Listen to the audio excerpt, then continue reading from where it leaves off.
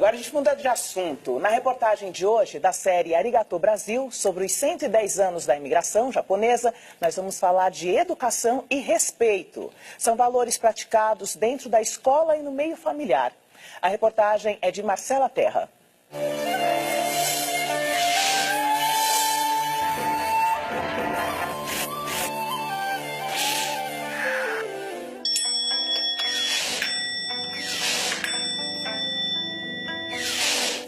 Não importa a idade, nem o lugar. Ohayou gozaimasu. Educação, respeito e disciplina são atitudes que se aprende desde pequeno. Vejam só o momento da limpeza. Todas as vezes que eles utilizam algum espaço coletivo, as crianças, após o uso, por respeito ao local que eles utilizaram, eles sempre fazem o chamado okatazuke. Haizoki onegai shimasu. Yoi, dan! Nós damos um comando em japonês, né, que é do nosso cotidiano mesmo. E eles organizam e arrumam o local onde eles utilizaram. Essa escola bicultural, na zona norte de São Paulo, recebe brasileiros e descendentes de imigrantes. Na aula, os pequenos aprendem o soroban, um instrumento de cálculo milenar que aprimora a concentração e a agilidade de raciocínio. Na cultura japonesa, os valores universais estão mais presentes no dia a dia, nos rituais, na disciplina. No Japão, o convívio social é um dos aspectos mais importantes da cultura deles. É por isso que no Brasil, os descendentes de Nikkeis aprendem a conviver em equipe desde criança.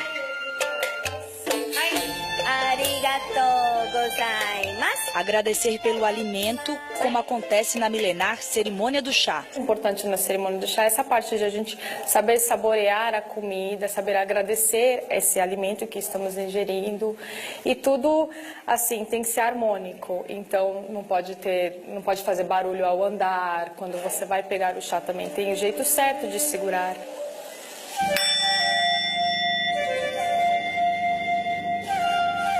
Dirigem o respeito e a gratidão também aos antepassados.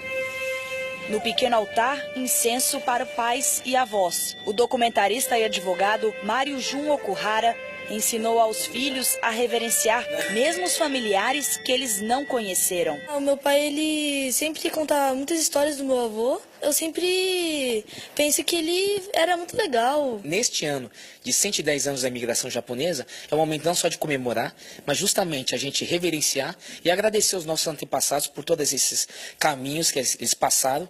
E justamente para quê? Para que essa nova geração tenha um longo futuro pela frente. O Motannai é um princípio de vida enraizado na sociedade japonesa, que significa o não desperdício.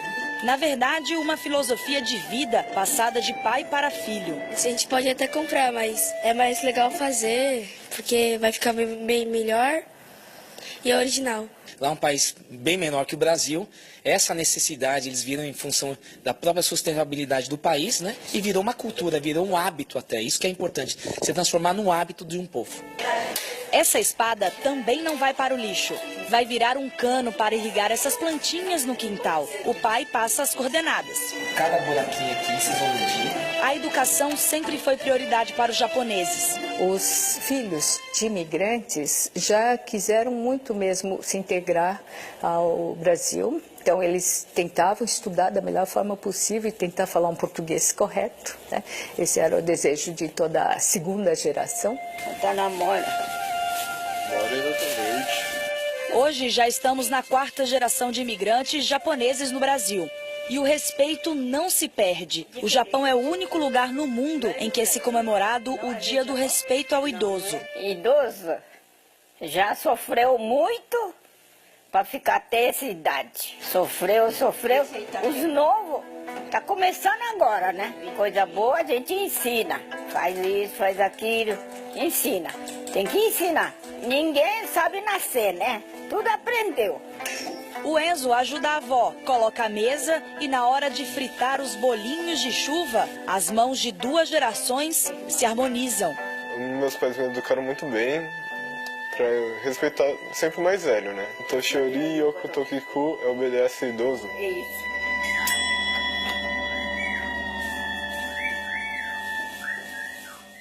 Educação, respeito, valores que em outras culturas estão se perdendo e refletem tantos outros problemas não atuais, não, Jaime?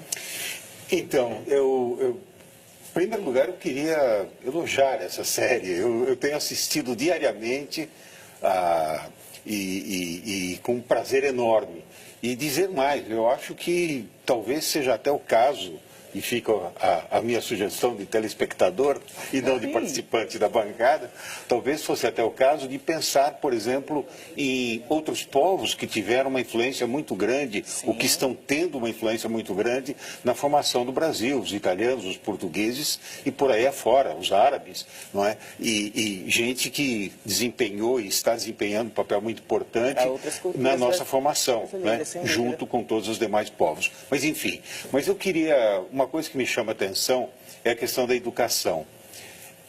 E eu fico pensando a enorme diferença que tem entre essa preocupação educacional no Japão, ou dos japoneses em geral, e uma certa despreocupação, um certo desleixo que ainda existe no Brasil. Veja bem, recentemente saiu um estudo. Na verdade, hoje na Folha de São Paulo, esse estudo foi reproduzido, mostrando que os resultados do exame do PISA. O PISA é um exame que é realizado em âmbito mundial, 70 países, e é realizado com adolescentes de 15 a 16 anos. Os resultados do Brasil, nesses 70, são quase catastróficos, não é? A nossa melhor colocação é 55º lugar, não é? Em leitura. Em ciências, 65º, por exemplo. Não é? Quer dizer, os resultados são catastróficos. Mas isso ainda não é o pior. O pior é que enquanto 6% dos finlandeses deixaram de realizar o exame até o final, ou seja, não responderam todas as questões, 6%. E 18% dos colombianos, só para dar um exemplo, desculpe eu me estender, mas é muito importante isso, 61% dos brasileiros deixaram de preencher todas as respostas. O que isso significa? Que eles não sabiam? Provavelmente. Mas também um desleixo total e provavelmente uma parte de culpa nossa. Nós passamos demais a mão na cabeça da molecada e quando eles não sabem ou acham que é muito difícil uma prova que vai durar 3 ou 4 horas, eles preferem não responder. Ou cair, rolar e dizer que foi atingido brutalmente pelo adversário, como em Campos da Rússia um craque nosso fez. Olha, eu sou um admirador da cultura japonesa e esse ano eu estou completando 30 anos de amizade com um japonês da região de Sendai. A gente mantém uma correspondência, o Hiromichi Tadano, que essa hora deve estar acordando lá. O que eu acho fantástico, assim, o Japão é um país como todos os outros, tem problemas, tem corrupção, etc. e tal, mas ele tem essa questão da educação e do respeito, onde o Soroban, que é o que a gente viu ali, que é uma máquina de cálculo milenar, convive com os melhores robôs hoje, os robôs mais de ponta que existe hoje de inteligência artificial estão sendo feitos lá. Então, num país que dá valor para o Soroban, para a questão de foco, de atenção, de rede, né? O japonês trabalha sempre em grupos, não é? Não tem essa coisa individualista que nós temos aqui no Brasil. Eu vou salvar o Brasil, que nem a gente estava falando agora há pouco das alianças, né? É uma coisa que é um país que percebeu que para chegar longe tem que ser junto, né? Eu acho isso uma coisa muito importante para a gente aprender. Pelo Twitter, 2 mensagens. O José Luiz diz: chegará o dia em que o Brasil respeitará e tratará seus idosos com dignidade. E o Pirk Oliveira diz: muito interessante ter essa série no Jornal da Cultura, já que no Brasil é onde temos mais japoneses fora do Japão. E amanhã, na última reportagem da série Arigato Brasil, nós vamos ver a integração entre Brasil e Japão na música, nos filmes e no esporte. Obrigada.